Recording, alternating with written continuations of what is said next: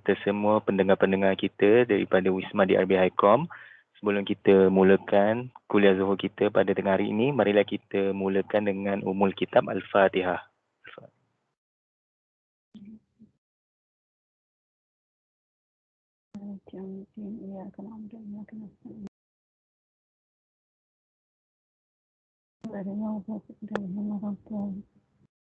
Baik, tanpa melengahkan masa lagi, saya ingin menjemput Ustazah Nik untuk menyampaikan kuliah Zuhur beliau pada hari ini, insyaAllah. Silakan Ustazah. Terima kasih admin kita hari ini. A'udzubillahi minasyaitonirrajim. Bismillahirrahmanirrahim. Alhamdulillahirabbil alamin wassalatu wassalamu ala asyrafil anbiya'i wal mursalin wa ala alihi washabbihi ajma'in. Rabbi shrah li sadri wa yassir li amri wahlul 'uqdatam min lisani yafqahu qawli. Assalamualaikum warahmatullahi wabarakatuh.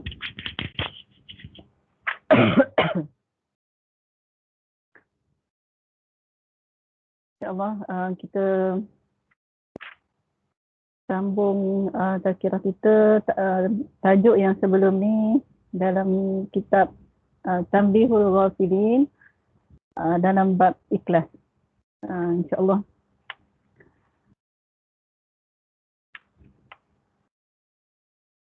Dalam kesempatan yang Allah bagi pada hari ini, mudah-mudahan apa yang bakal kita dengar, apa yang bakal saya sampaikan yang dah ditulis pun dalam kitab oleh ulama kita, moga akan jatuh ke dalam hati kita, seterusnya tercerna ke dalam akhlak kita dan menjadi amal soleh yang akan diterima oleh Allah Subhanahu Wa Taala. Amin amin ya rabbal alamin. InsyaAllah. Kiranya perempuan ada kitab Tanbihul Ghafilin, saya pada muka surat 4. Maaf ya. Waqi' meriwayatkan dari Sufyan Ats-Tsauri dari orang yang mendengar Mujahid berkata, seorang datang kepada Nabi SAW dan berkata, "Ya Rasulullah, saya bersedekah mengharap keredaan Allah dan ingin juga disebut dengan baik." Dalam bab ikhlas. Seorang lelaki ni datang kepada Rasulullah, "Ya Rasulullah, saya bersedekah mengharap keredaan Allah." Dia buat ikhlas kerana Allah, supaya Allah bagi ganjaran pahala, tapi pada masa yang sama ingin juga disebut dengan baik. Jadi daripada peristiwa lelaki tersebut turunlah ayat 110 surah Al-Kahfi. A'udzubillahi minasyaitonirrajim. Faman kana yarju liqa'a rabbih faly'amal 'amalan shalihan wa la yusyrik bi'ibadati rabbih ahada. Jadi kalau kita baca setiap hari Jumaat, kita baca, ingat kita baca surah Al-Kahfi. Setiap hari Jumaat kita baca secara istiqamah. Orang yang tak hafal Quran sekalipun, insya-Allah bila jumpa ayat ni, memang kita boleh rasa, kita boleh rasa pernah berjumpa lah. Faman kana yarju liqa'a rabbih, Allah berfirman, barang siapa yang benar-benar mengharap akan bertemu Tuhannya, faly'amal 'amalan shalihan, maka hendaklah berbuat amalan yang baik, yakni amal soleh.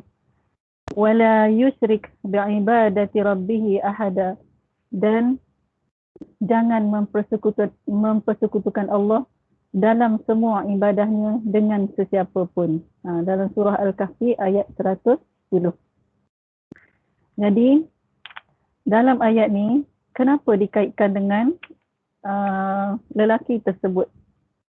Dia bersedekah dengan mengharapkan redha Allah Subhanahu Wa Taala, tapi pada masa yang sama dia mengharap orang menyebut-nyebut, melihat kebaikan yang dia lakukan.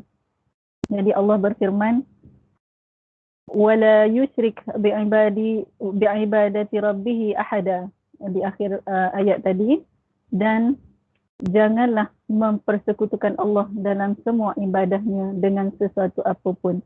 Jadi di sini kita lihat dalam ayat ni untuk kita mengharapkan pertemuan dengan Allah Subhanahu Wa Taala di akhirat esok, semestinya di dalam syurga Allah Taala. Di dunia ni kita perlulah melakukan sebanyak-banyaknya amal soleh. Dengan hidup kita mungkin 40 tahun, 50 tahun, 60 tahun, tak seberapa banyak sangat, tak banyak mana pun amal soleh yang kita boleh lakukan. Tapi yang paling penting disebut kat sini, amal soleh tu jangan diiringi dengan mempersekutukan Allah SWT. Mungkin kita tidak melakukan perkara syirik, mungkin kita tidak pergi menyembah berhala, mungkin kita tidak melakukan dengan perbuatan. Tapi di dalam tafsir, kalau kita tengok banyak kitab-kitab tafsir, mempersekutukan Allah Ta'ala itu boleh jadi dalam bentuk syirik jali, syirik secara terang-terangan, ataupun syirik khafi. Syirik khafi ni syirik yang tersembunyi, iaitu syirik sama ada keluar daripada sifat riak, takabur, ujub kita, itu boleh menjadi syirik khafi. Itu yang dipesan oleh Allah SWT. Jadi apabila kita buat sesuatu, kadang-kadang kita mengharapkan pujian daripada manusia. Jadi bertentangan dengan sifat ikhlas tu tadi. Kita nak benamkan dalam perbincangan kita sebelum ni, satu persoalan timbul kan. Datang juga perasaan tu. Macam mana kita nak hilangkan? Sebab kita seorang manusia biasa, hamba Allah yang sentiasa melakukan kesilapan, perasaan yang kecil tu timbul. Kadang-kadang bila kita buat kebaikan, ni kalau orang puji ni best juga. Kadang-kadang kita masuk dalam FB, apa tujuan kita masuk dalam Facebook ataupun apa-apa media lah sekarang ni, Instagram ke yang lain-lain, saya pun tak tahu dah ni. Kalau budak-budak muda sekarang ni dengan TikTok ni, jadi kenapa masuk dalam tu, apa tujuannya? Itulah kadang-kadang di situlah kuncinya tadi, nak mengukur keikhlasan kita dalam sesuatu amal ibadah yang kita lakukan. Kalau kita menunjuk untuk mengharapkan redha manusia, redha manusia maksudnya pujian daripada manusia, maka tidak ada apa-apalah nilai amal ibadah kita tu tadi. Seorang penjangga berkata, siapa yang berbuat tuju tanpa tuju, maknanya siapa yang melakukan sesuatu tanpa tujuan, tidak berguna perbuatannya. Siapa yang takut tanpa hati-hati, maka tidak berguna takut itu. Dia takut nak melakukan sesuatu, takut berlaku silap, tapi masih cuai, tidak berguna juga. Seperti mana ia berkata, saya takut siksa Allah, tetapi tidak hati-hati dari dosa. Saya takut siksa Allah, tapi masih melakukan dosa. Ini sifat kita hari ini. Kita bertaubat, ya Allah, setiap hari kita beristighfar kepada Allah, kita terjerumus juga dengan dosa. Macam mana nak mengelak situasi itu?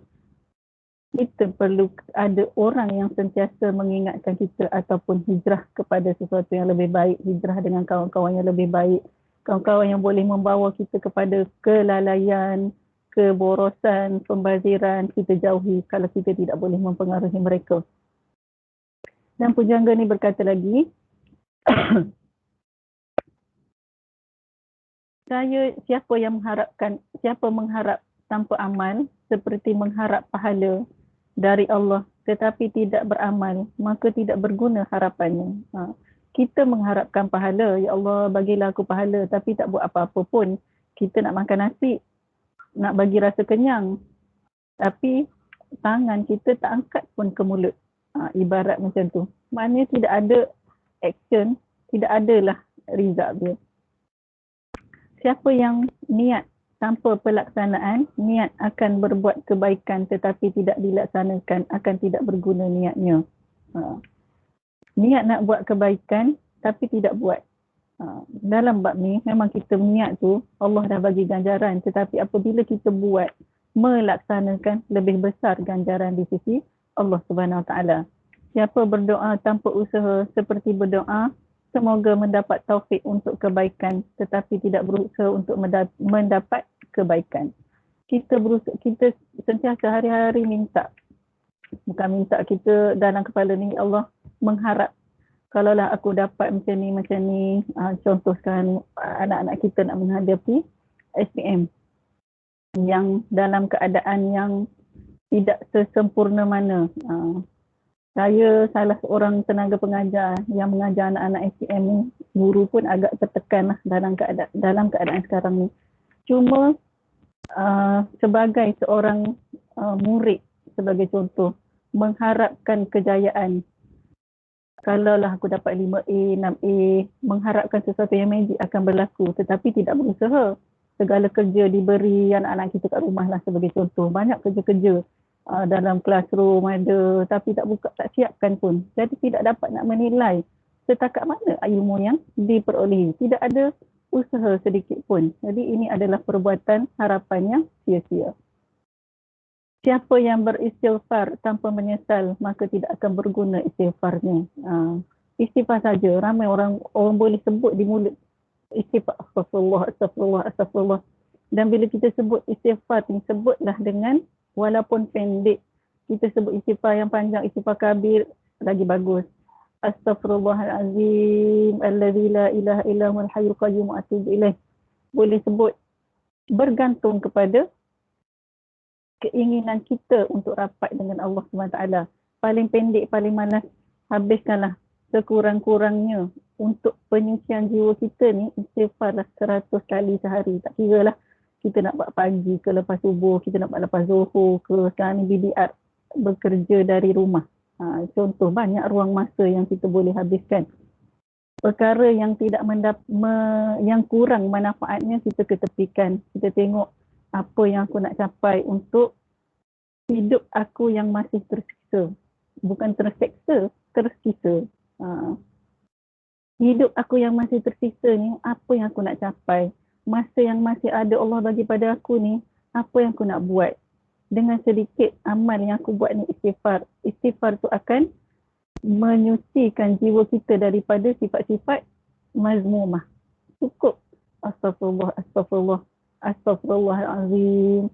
Cuba kira, kalau kita guna dengan jari-jari kita ni mengira astagfirullahalazim, biar dia zuk masuk ke dalam hati, menyerap ke dalam hati, insya-Allah ia akan mengubah diri kita daripada penuh dengan sifat-sifat mazmumah tu, dia akan bersih, bertukar kepada sifat-sifat mahmudah. Kena sentiasa menyucikan jiwa. Siapa yang tidak menyesuaikan zahir dengan batinnya, seperti zahirnya berbuat kebaikan tetapi hatinya tidak ikhlas. Siapa yang amal tanpa ikhlas, maka tidak akan berguna amalnya. Kita masih dalam topik ikhlas tadi. Dalam bab penyucian jiwa ni, saya buat perbandingan dengan kawan-kawan saya. Dosa yang sentiasa masuk, seperti kita menggunakan sekarang ni, laptop, apa-apa gadget, handphone kita, tab ke, semua kebanyakannya ada dalam setiap rumah hari ni. Dan dalam gadget kita tu, mesti kita nak letak antivirus. Sebab apa? Bila kita explore, buka laman web tu, laman web ni, kita akan terdedah kepada virus. Encik Fadli mesti pakar dalam bab ni kan. Saya cuma boleh cakap je lah. Jadi virus ni akan sentiasa masuk. Bila kita buka, kita explore sana, kita explore sini, virus ni akan masuk. Masuk. Apa yang kita perlu buat, lama-lama kalau kita tak buat cleaning, kita tak buat scan virus. Sekarang ni ada auto scan, tak apa. Tapi kita tak buat cleaning, banyak file-file dokumen kita buka dekat Telegram sebagai contoh, dia akan masuk dalam laptop kita, dalam memory. Lama-lama kita rasa dia berat. Kalau kita tak buat cleaning, dia akan makin berat. Badan kita pun seolah-olah macam itulah. Kita buat perbandingan dengan sesuatu yang virus tu benda tak nampak. Dosa juga benda yang kita tak nampak tapi kita boleh rasa. Lama-lama hati kita berat. Hati kita rasa serabut, jiwa kita rasa kosong, kepala kita rasa cepat nak marah. Kepala kita rasa serabut, hati kita yang cepat rasa nak marah kan. Hati kita rasa cepat nak marah, rasa cepat stres, rasa cepat putus asa. Kalau orang tak nak bercakap dengan kita rasa sebenarnya apa salah aku. Kita rasa lonely. hidup kita kesepian. Sebab apa jadi macam tu? Mungkin banyak sifat-sifat yang tidak elok dalam diri kita. Bila sifat tak elok banyak dalam diri kita, yang bertapak dalam diri kita adalah syaitan. Malaikat ada di sekeliling kita, tapi kita tidak membuka ruang untuk kita mendekatkan diri di jalan syariat, supaya Allah tu pandang terus kepada kita, hati kita tenang dengan Allah. Dan salah satu perkara yang paling penting yang saya nak ingatkan untuk diri saya sendiri dan sahabat-sahabat semua, tuan-puan, istighfar sekurang-kurangnya kalau kita boleh habiskanlah 100 kali sehari untuk kita dapatkan ketenangan. Saya tambah sikit kat sini lah. Saya pernah terbaca, tak tahu kalau tuan-puan pun pernah terbaca, kuman virus COVID ni dibuat kajian di USA, kalau tak silap. Apabila diperdengarkan azan bawah virus, dia tengok dalam mikroskop ke, apabila diperdengarkan azan, saiz dia semakin mengecil, dan apabila diperdengarkan lagu-lagu yang berbentuk hiburan, saiz dia semakin mengembang. Sebab dia merupakan satu makhluk. Jadi kita tengok sifat tu, syaitan ni bila dia dengar azan, dia akan lari jauh-jauh. Tapi bila dengar benda-benda hiburan yang melaraukan, dia akan jadi makin kenyang, makin gemuk. Dan dekat dengan manusia yang larut tu. Itu kita boleh ambil pengajaran sendirilah daripada itu kajian sains. Wallahualam, mungkin boleh juga balik tengok. Tapi itu merupakan satu pengajaran yang besar lah bagi diri saya sendiri. Segala penyakit yang ada dalam badan kita, kalau kita tidak ada ikhlas, tu ubat segala penyakit sebenarnya. Bila kita ikhlas, kita reda, hati kita akan jadi tenang. Penyakit-penyakit yang nak jadi pun tak jadi nak jadi. Jadi itu yang kita nak kikis. Yang pertama dengan istighfar, yang kedua dengan selawat kepada Nabi SAW. Jangan tinggal selawat kepada Nabi, kerana apabila kita berselawat kepada Nabi, daripada kita jauh, insya-Allah roh kita ni akan mengenali Nabi SAW. Walaupun kita tak belajar banyak sirah, dulu belajar pun macam-macam tu je, sekarang baru rasa nak belajar, tak ada masalah, belajarlah. Utlubul ilma minal mahdi ilal lahdi, sabda Nabi SAW, yang sentiasa menyuruh kita tuntutlah ilmu daripada buayan hingga ke liang lahat. Maknanya proses menuntut ilmu tu sepanjang masa. Dan usaha daripada staf Haikom untuk melaksanakan mewujudkan yang, kalau saya tak silap lah, perancangan jadual untuk kuliah-kuliah ni dah banyak kan, sampai bulan 3, bulan 2, bulan 3. Walaupun tidak sebagai orang yang mengurus mendapat pahala sebagaimana orang yang memberi. Orang yang mendengar juga dapat pahala. Nabi sebut di dalam hadis baginda sallallahu alaihi wasallam, kun aliman, jadilah kamu orang yang aliman, orang yang alim. Au muta'alliman, yang kedua, ataupun orang yang menuntut ilmu. Kun aliman au muta'alliman au mustami'an, yang ketiga, ataupun orang yang suka mendengar. Dan yang keempat, au muhibban, atau orang yang mencintai ilmu pengetahuan, ilmu agama. Jadi orang yang mencintai ilmu agama, wala takun khamisan, tapi kamu jangan jadi golongan yang kelima. Yang kelima ni yang tak termasuk dalam 4 golongan tersebut. Wala takun khamisan,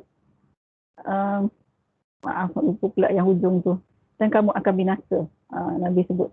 Jadi kita ambil pengajaran kat istilah yang pertama untuk didik kita setiap hari, sebagaimana untuk mencapai tahap ikhlas tu tadi. Kita nak capai tahap ikhlas, tapi susahnya nak ikhlas, kadang-kadang nak minta orang tengok, kita nak buat ni, kita ni. Dia ada dua kat sini, berbolak-balik. Cuma sekarang kita berperang dengan hati kita sendiri dalam melakukan amal ibadah. Jadi pertama, kikislah segala sifat-sifat mazmumah tu dengan istighfar, dan kedua, kita sentiasa berselawat kepada Nabi SAW. Berselawat kepada Nabi, kalau saya sendiri, saya suka amalkan selawat syifa untuk pulihkan penyakit hati. penyakit hati, penyakit fizikal. Selawat sifat ni sebagaimana selawat sifat Allahumma salli ala sayyidina Muhammadin tibbil qulubi wa dawaiha wa afiyatil abdani wa shifaiha wa nuril absari wa diyaiha wa ala alihi wa sahbihi wa barik wasallam. Itu pendek. Kalau kita ni kurang-kurangnya kita baca, ya Allah, apa-apa penyakit zahir dan batin dalam badanku ini, pulihkanlah dengan berkat selawat ke atas Nabi sallallahu alaihi wasallam.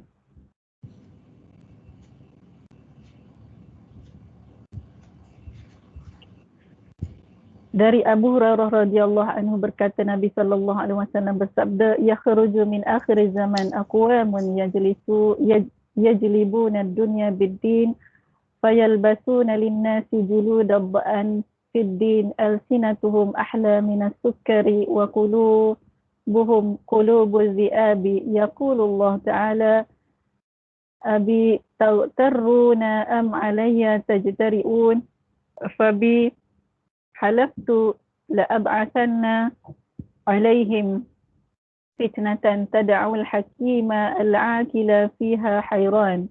Akan keluar pada akhir zaman suatu kaum, yakni golongan yang mencari dunia dengan menjual agama, memakai pakaian bulu domba.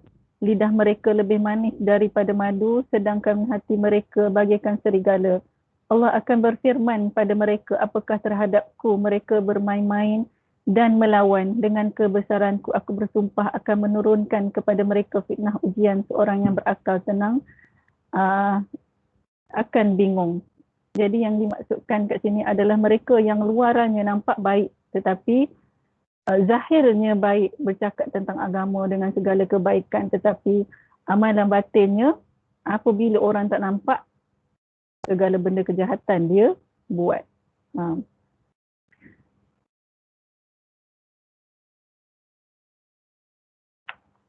Waqi' meriwayatkan dari Sufyan, dari Habib, dari Abi Saleh berkata, seorang datang kepada Nabi sallallahu alaihi wasallam dan berkata, ya Rasulullah, saya berbuat suatu amal yang saya sembunyikan kemudian diketahui orang, maka saya berasa senang. Apakah masih mendapat pahala? Dua situasi yang berbeza. Dalam hadis yang pertama tadi, seorang lelaki ni datang berjumpa dengan Rasulullah. Dia kata, aku buat kebaikan dan aku nak orang tahu. Aku nak orang tahu. Lalu turunlah ayat surah Al-Kahfi ayat 110. Yang ni, situasi yang kedua ni, lelaki ni berkata, aku berbuat amal yang saya sembunyikan. Saya dah buat dan saya sembunyikan tetapi diketahui oleh orang. Maka saya berasa senang. Dia tak ada rasa gelisah. Aku rasa sukalah bila orang tahu kebaikan aku tapi aku dah sembunyikan. Apakah masih mendapat pahala? Tingginya makam diri orang yang macam ni. Okay. Jawab Nabi sallallahu alaihi wasallam, ya. Laka fihi ajrus sirri wa ajrul alaniyah. Bagimu pahala rahsia dan terang. Kita buat sesuatu, kita dah sembunyikan perbuatan tersebut, dapat satu pahala. Lalu orang tahu tentang perbuatan tersebut tanpa kita menunjuk, dapat pahala yang kedua. Abu Lais berkata, diketahui orang sehingga ditiru, maka ia mendapat pahala kerana beramal dan mendapat pahala kerana ditiru orang. Sesuatu perkara kebaikan yang kita buat ditiru, maknanya itu adalah amalan seperti mana yang pahalanya berkembang seperti sedekah. Sedekah Nabi kita bagi, dia berkembang-kembang. Sedekah ni tidak semestinya kita bagi wang ringgit. Sedekah juga termasuk dalam kita memberi nasihat yang baik, kata-kata yang baik. Qaulun ma'rufun, sabda Nabi sallallahu alaihi wasallam, qaulun ma'rufun khairun min sadaqatin tatba'uha adha. Sekali lagi saya ulang, qaulun ma'rufun khairun min sadaqatin qaulun ma'rufun khairun min sadaqatin tatba'uha adha. Kata-kata yang baik itu lebih baik daripada memberi sedekah yang diikuti dengan kata-kata yang menyakitkan hati. Dah bagi kita ngungkit-ngungkit pula kat dia.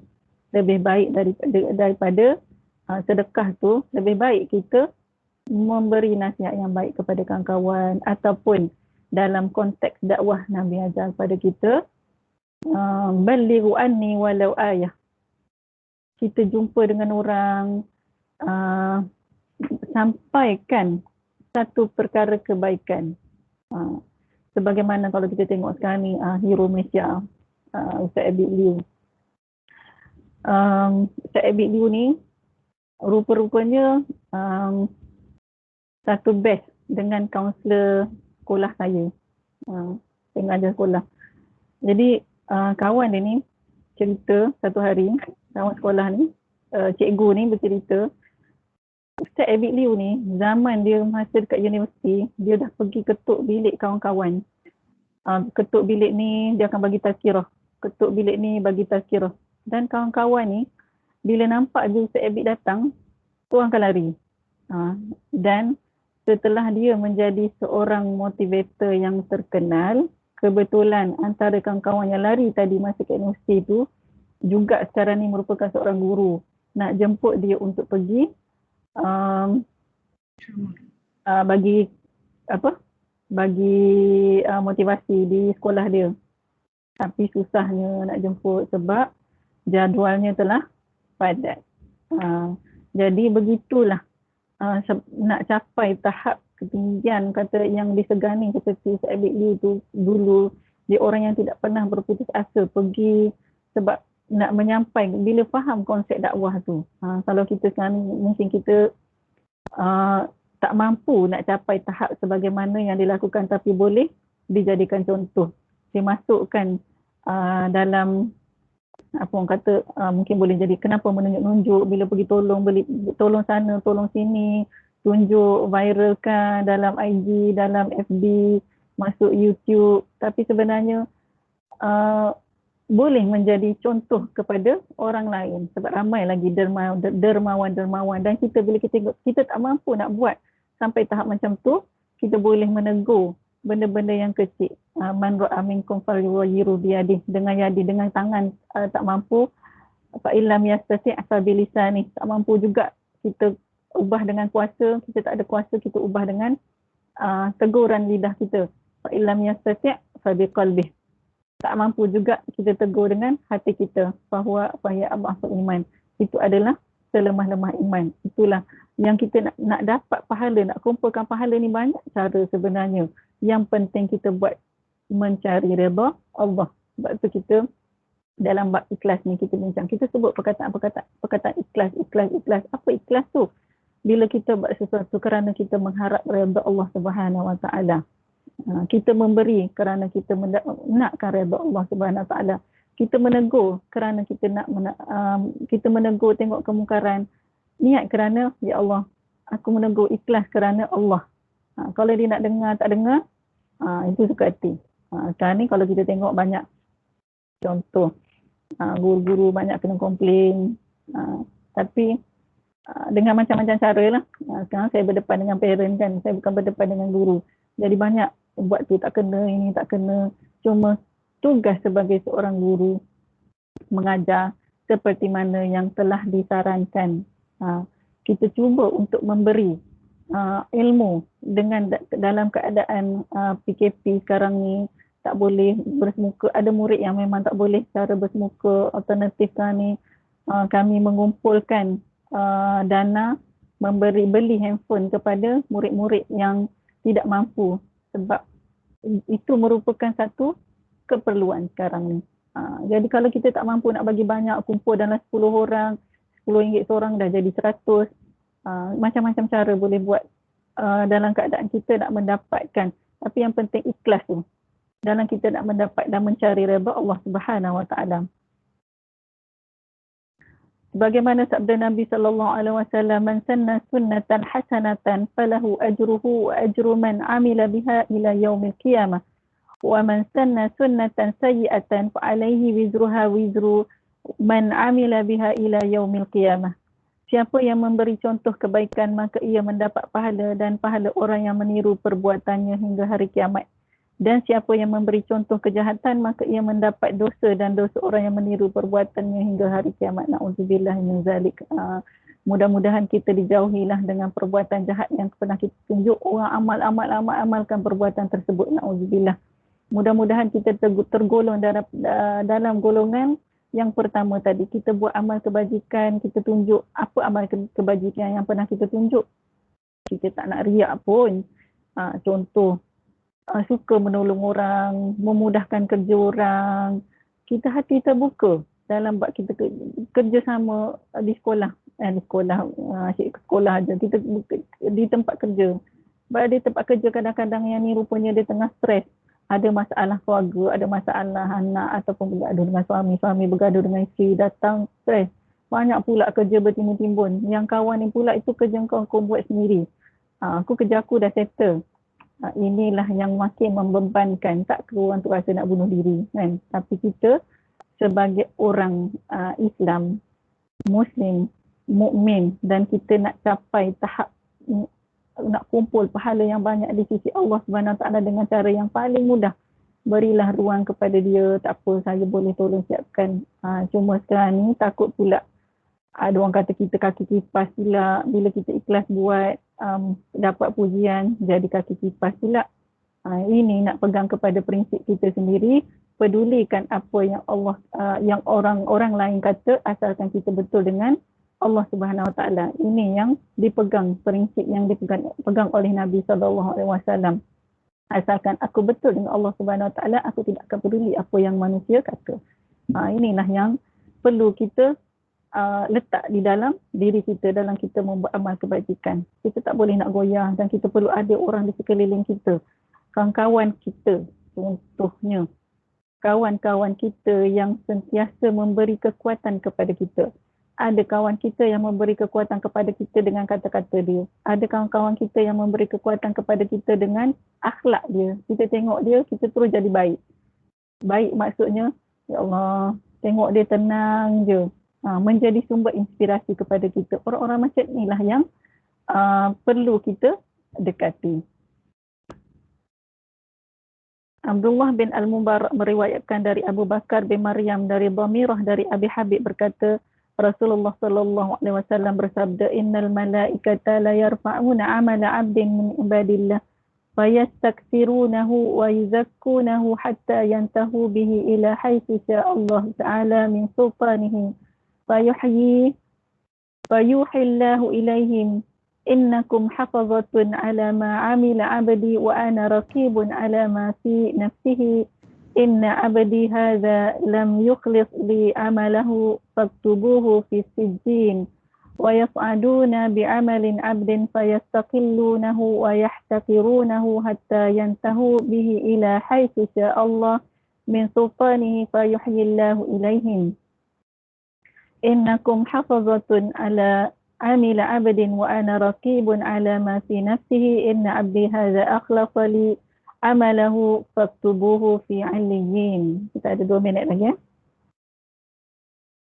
Dalam hadis yang panjang ni maksudnya ada kalanya para malaikat membawa amal seseorang hamba dan mereka anggap banyak dan mereka menyanjungnya sehingga sampai ke hadrat Allah. Maka Allah berfirman kepada mereka, kamu hanya mencatat amal hamba-Ku sedang aku mengawasi isi dan niat hatinya. Hamba-Ku ini tidak ikhlas kepadaku dalam amalnya, maka catatlah dalam sijin. Dan ada kalanya membawa naik amal hamba lalu mereka anggap sedikit dan kecil sehingga sampai kepada Allah Ta'ala, maka Allah berfirman kepada para malaikat, kamu mencatat amal perbuatan hamba-Ku dan aku menguasai isi hati dan niatnya. Orang ini benar-benar ikhlas dalam amal perbuatan kepadaku. Catatlah amalnya dalam illiyin. Contoh dalam bab kita bersedekah dalam memberi wang ringgit sebagai contoh. Bila tidak mampu, kan kalau tempat kerja saya apabila ada kematian sebagai contoh.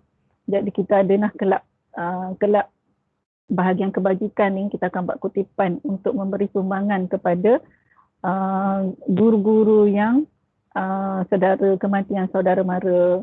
Jadi kadang-kadang seperti yang minggu lepas ada 3 guru yang maknya meninggal, ayahnya meninggal. Jadi kami buat kutipan dengan letak terus 3 sampul, atas sampul tu nama guru tersebut. Jadi kadang-kadang ada yang ambil sampul tu, jangan tengok, jadi masukkan terus 50. Ada yang keluarkan duit, mungkin ikhlas dalam hati dia tu, tak ada masalah orang tengok. Maksudnya dia bagi dengan ikhlas. Cuma bila bagi tu, ada duit tukar tak dalam ni. Mungkin bila kita nak memberi ni, ikut kadar yang ada. Dia ada sikit, jadi itulah duit nak masuk minyak sekarang nak balik, duit ada RM50, RM30 masuk dalam 3 sampul, RM20 ni cukup lah sampai rumah masuk bawa minyak kereta. Nak letak minyak kereta. Jadi itulah. Ukuran tu kita tahu. Seperti kata pepatah Melayu, ukur baju di badan sendiri. Tapi jangan sampai kita jadi bakhil. Bila kita nak ukur baju di badan sendiri tu kita tahu ni cukup-cukup untuk aku je. Itu yang kita nak kikis dari hati kita.